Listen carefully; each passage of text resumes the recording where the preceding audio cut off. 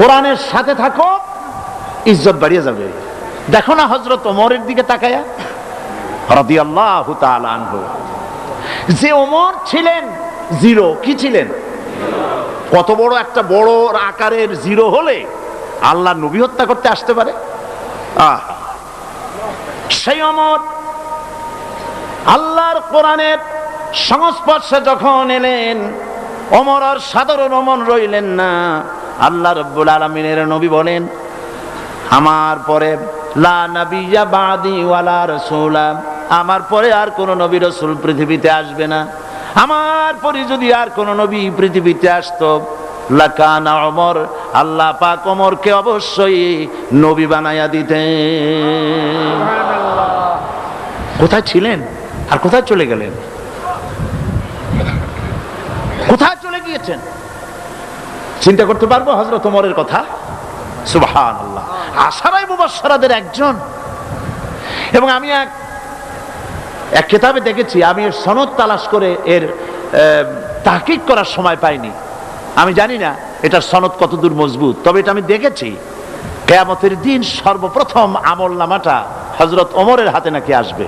আমি এর সনদটা দেখতে পারিনি, তবে এটা কথাটা দেখেছি। এই যে মর্যাদা আল্লাহ পাক হযরত ওমরকে দিলেন, গোটা পৃথিবীর অর্ধেকটা পৃথিবী রাষ্ট্রপতি হলেন হযরত ওমর। হযরত ওমর খলিফাতুল মুসলিমিন, আমিরুল মুমিনিন, দেশ চালাচ্ছেন। হযরত আলী রাদিয়াল্লাহু তাআলা আনহু বলছেন যে আমি হযরত ওমরের খেলাফতের আমলে আমি ঘুমায় আছি, এশার নামাজ পড়ে ঘুমিয়েছি। শেষ রাত্রে স্বপ্নে দেখছি যেন আমি রাসূলের পেছনে ফজরের নামাজ আদায় করতেছি। রাসূলুল্লাহ নামাজ শেষ করে স্বভাব সিদ্ধ ভাবে পেছনের দিকে ফিরে বসেছেন। একজন বুড়ি মেয়ে লোক এক পাত্র খোরমা এনে বলছেন,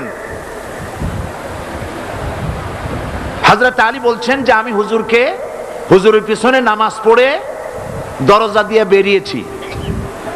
দরজা থেকে বেরিয়ে দেখি এক বুড়ি এক পাত্র খোরমা নিয়ে এসেছে। আমাকে বলছে, আলী, এই পাত্র ভরা খোরমাগুলি নিয়ে যাও, এটা আমার নতুন বাগানের খোরমা। আর রাসূলুল্লাহকে নিয়ে আমার সালাম গিয়ে বলো, আর বলো যেন তিনি এই খোরমা থেকে নিজে খান এবং সাহাবায়ে কেরামদের মধ্যে যেন ডিস্ট্রিবিউট করে দেন। হযরত আলী তাই করলেন। রাসূল করিম সাল্লাল্লাহু আলাইহি ওয়াসাল্লাম খোরমার পাত্রটা হাতে নিয়ে সর্বপ্রথম একটি খোরমা তুলে হযরত আলীর হাতে দিলেন। হযরত আলী খোরমা মুখে দিয়ে চিবোতে লাগলেন। এত স্বাদ লাগলো, খোরমাটা চিবোচ্ছেন, এমন সময় ফজরের আজান কানে চলে গেছে, ঘুম ভেঙে গেছে। কিন্তু হযরত আলী বলছেন, ফজরের আজানে ঘুম ভাঙলো, কিন্তু আমার মুখের মধ্যে তখনও রাসূলের দেওয়া খোরমার স্বাদ আমি অনুভব করতেছিলাম। ওযু করে নামাজ পড়তে গেলাম, যে দেখি আমিরুল মুমিনিন হযরত ওমর ইমামতের জায়গায় দাঁড়িয়ে আছেন। নামাজ শেষ করলাম তার পেছনেই। নামাজ শেষ করে দরজা দিয়ে বেরোচ্ছি, অমনি দেখি এক মহিলা, এক বুড়ি এক পাত্র খোরমা নিয়ে হাজির। বলছে, আলী, এই খোরমাগুলি নিয়ে যাও, আমিরুল মুমিনিনকে বলো এগুলি আমার নতুন বাগানের খোরমা, তিনি যেন খান এবং আল্লাহর সাহাবীদের মধ্যে যেন ভাগ করে দেন। হযরত ওমর খোরমার পাত্রটা হাতে নিয়ে একটি খোরমা তুলে হযরত আলীর মুখে পুরে দিলেন। হযরত আলী খোরমাটা খেয়ে মজা লাগলো। তিনি বললেন, ওমর, জিদনি তামরাতান উখরা, তুমি আমাকে আর একটা খোরমা দাও না, খুব মজা লাগতেছে। অনেক খোরমা তো আছে, আমাকে একটা বেশি দিলে অসুবিধা হবে না, দাও না একটা খোরমা। হযরত ওমর বলছেন, ইয়া আলী, লাউ আন্না রাসূলুল্লাহ সাল্লাল্লাহু আলাইহি ওয়াসাল্লাম যাদাক লাজিদনাক। ও আলী, রাসূলুল্লাহ স্বপ্নের ভিতরে তোমাকে যদি একটার বেশি খোরমা দিতে, আমিও তোমার একাধিক খোরমা দিয়ে। আলী অবাক হয়ে গেলেন, কি সাংঘাতিক কথা। তিনি বলছেন, ইয়া আলী, ইয়া ওমর, আহিয়া রুইয়া রাআইতাহা আম গায়বুন ইত্তালাতা আলাইহি। হে ওমর, এটা কি এটা কি স্বপ্ন?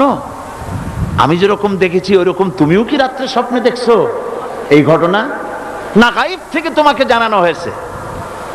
হযরত ওমর বলছেন, ইয়া আলী ওয়াল্লাহি মা হিয়া রুয়া ওয়ালা গায়ব ওয়ালাকিন্নাল মুমিনা ইযা আখলাসা কলবাহু ইয়ারা বিনূরিল্লাহ। সুবহানাল্লাহ। ওয়ালি শোনো, আল্লাহর কসম, এটা স্বপ্ন নয়, এটা গায়েবের কোন গায়েব থেকেও আমি কিছু পাই নাই।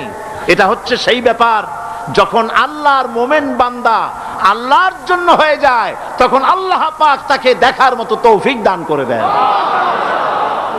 হযরত ওমর কোথায় ছিলেন আর কোত্থেকে আল্লাহ পাক তাকে তুলে নিলেন? সুবহানাল্লাহ।